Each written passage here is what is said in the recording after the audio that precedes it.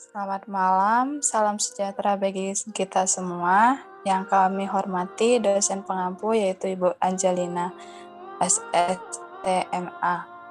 Pada malam hari ini, kami dari kelompok 8 akan menyampaikan materi presentasi kami yaitu tentang akuntansi pajak dalam bidang usaha dagang. Sebelumnya izinkan kami memperkenalkan diri kami. Yang pertama ada Wendianet dengan NIM 3112-011-027.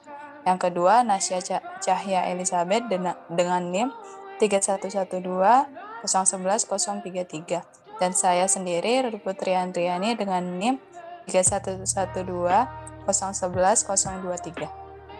Untuk mempersingkat waktu, saya akan menjelaskan materi tentang daftar isi yang akan kami sampaikan pada malam hari ini.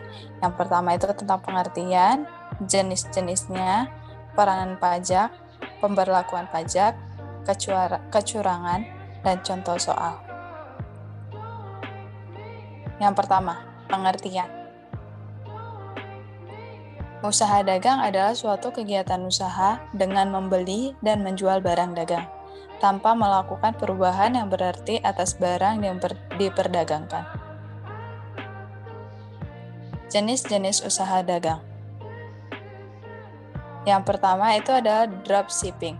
Dropshipping yaitu kegiatan usaha di mana kita berperan sebagai agen pemasaran yang menjembatani antara pembeli dengan penjual.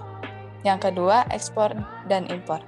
Ekspor-impor yaitu kegiatan memasukkan atau mengeluarkan barang dagangan ke luar negeri. Yang ketiga, pengecer. Contohnya seperti warung-warung atau toko-toko kelontong. Dan yang keempat, usaha dagang, kuota, dan pulsa. Selanjutnya akan dilanjutkan oleh teman saya, Wendiana. Baik, terima kasih Kak Ruth. Selanjutnya saya akan menjelaskan mengenai peranan pajak. Yang pertama, sebagai kas negara untuk meningkatkan kesejahteraan masyarakat luas. Yang kedua, sebagai sumber pendanaan pelayanan masyarakat agar kegiatan tersebut dapat terus berlangsung. Dan yang ketiga, pajak yang negara dapatkan juga dapat menjadi modal pemerintah untuk melakukan pembangunan infrastruktur di berbagai daerah, seperti pembangunan jalan tol, jalan akses ke desa, atau infrastruktur lainnya. Dengan adanya pembangunan infrastruktur, diharapkan ke depannya masyarakat dapat lebih lancar dalam proses distribusi dan tidak mengalami kendala apapun. Selanjutnya, yang keempat, pemberlakuan pajak. Utang dagang adalah utang yang terjadi dari transaksi pembelian barang dan jasa yang diperlukan dalam kegiatan usaha normal. Utang dagang diakui berdasarkan nilai yang dicatat dalam transaksi. Menurut pajak, utang hanya dapat diakui karena transaksi atau keputusan pengadilan yang menyebabkan timbulnya utang. Utang dagang dapat kita catat menggunakan metode bruto dan metode neto. Hal-hal yang harus diperhatikan dalam kegiatan pelaporan pajak bagi usaha dagang diantaranya yang pertama memiliki NPWP, yang kedua memiliki NPPKP bila memenuhi syarat peredaran usaha melebihi atau 600 juta setahun. Yang ketiga, melaporkan outlet atau cabang bila ada, menyelenggarakan pembukuan, melaporkan SPT masa maupun tahunan, kewajiban withholding tax atau setor sendiri seperti PPh pasal 21, 22, 23, 24, 25, dan 26, kewajiban PBB, BPHTB, dan PPh final, melaporkan kewajiban tidak rutin seperti pengalihan harta tanah, bangunan, dan kendaraan, dan yang terakhir memenuhi kewajiban bila diperiksa. Yang kelima akan dijelaskan oleh Nasya. Baiklah, terima kasih untuk Wendiana. Di sini saya akan menjelaskan untuk kecurangan. Beberapa kecurangan pajak bagi usaha dagang diantaranya ada 3. Yang pertama ada melaporkan peredaran usaha omzet penghasilan di bawah batas PKP atau 600 juta untuk menghindari menjadi PKP.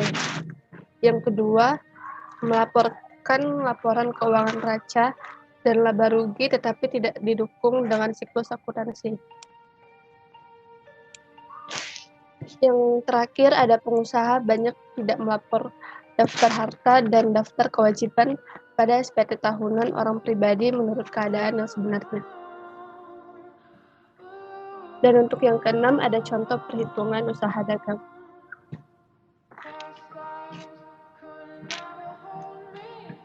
Tanggal 15 Januari 2000 dibeli barang kena pajak sebesar 10 juta dengan termin 2/10 N/30. Tanggal 20 Januari 2000 hutang itu dilunasi. Pencatatan berdasarkan metode bruto yaitu tanggal 15 Januari 2000 jurnalnya yaitu pembelian sebesar 10 juta di debit, PPN masukan sebesar 1 juta di debit, pada hutang dagang sebesar 11 juta di kredit. Dan untuk di tanggal 20 Januari 2000 jurnalnya yaitu hutang dagang sebesar 11 juta di debit, kas sebesar 10.800.000 di debit di kredit, dan potongan pembelian sebesar 200.000 di kredit. Untuk pencatatan metode neto yaitu 15 Januari 2000 jurnalnya pembelian sebesar 10 juta di debit dan PPN masukan sebesar 1 juta di debit, pada hutang dagang sebesar 11 juta di kredit. Dan untuk yang tanggal 20 Januari 2000 jurnalnya yaitu hutang dagang sebesar 10.800.000 di debit, pada kas sebesar 10.800.000 di kredit. Terima kasih atas perhatiannya, kurang lebihnya mohon maaf. Terima kasih.